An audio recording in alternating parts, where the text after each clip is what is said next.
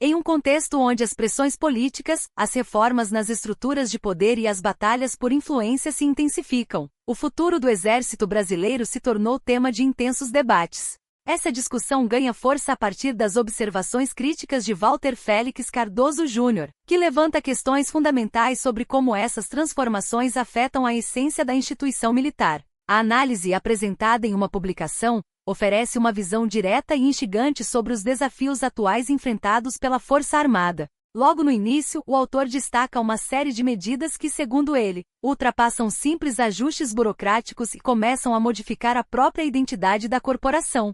Ele questiona alterar denominações de unidades militares, padronizar currículos educacionais sob a justificativa de igualdade, criar cotas para promoções e manter em posições estratégicas indivíduos sem a devida integridade moral. Até onde se pode ir, por meio de decretos ou imposições políticas, para enfraquecer a instituição? Essa provocação abre caminho para uma reflexão mais profunda sobre os limites entre evolução e desfiguração institucional. Embora toda organização precise se adaptar ao longo do tempo, quando as mudanças passam a ser guiadas por critérios alheios à sua missão primordial, surgem preocupações legítimas sobre suas consequências a médio e longo prazo.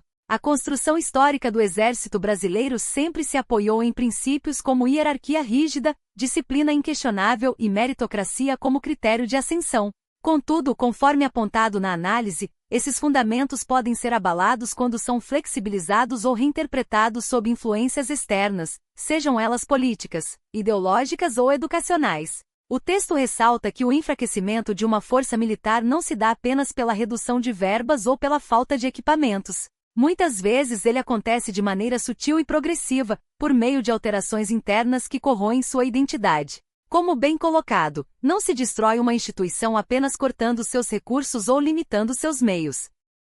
Ela também se desgasta por dentro quando seus valores são minados. Quando tradições perdem significado, valores são questionados e a hierarquia se torna difusa. Os efeitos negativos recaem diretamente sobre o funcionamento da corporação. A disciplina se fragiliza, e a meritocracia passa a dividir espaço com critérios que não têm relação com a competência profissional.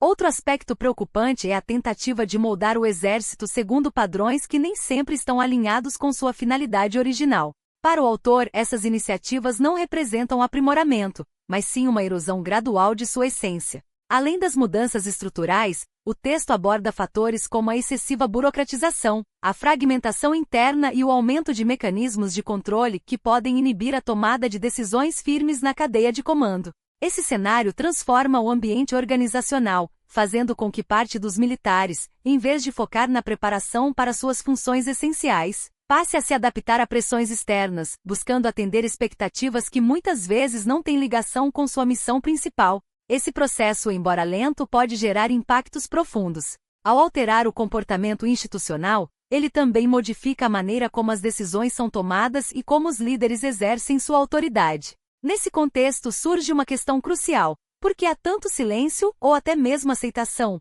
por parte do alto comando diante dessas transformações? Essa indagação, levantada pelo autor, amplia ainda mais o debate. Quando mudanças significativas ocorrem sem resistência visível, abre-se espaço para diferentes interpretações sobre os rumos da instituição. Ao final, a análise sintetiza seu ponto central com uma afirmação contundente: a maneira mais eficaz de enfraquecer uma força militar é fazê-la questionar a si mesma. Mais do que buscar responsáveis, o texto convida à reflexão. Em certos momentos, não é preciso impor sanções ou medidas drásticas, basta expor os fatos com transparência. Como sugere o autor, em determinadas situações, a crítica mais poderosa não está na punição, mas na revelação clara dos problemas.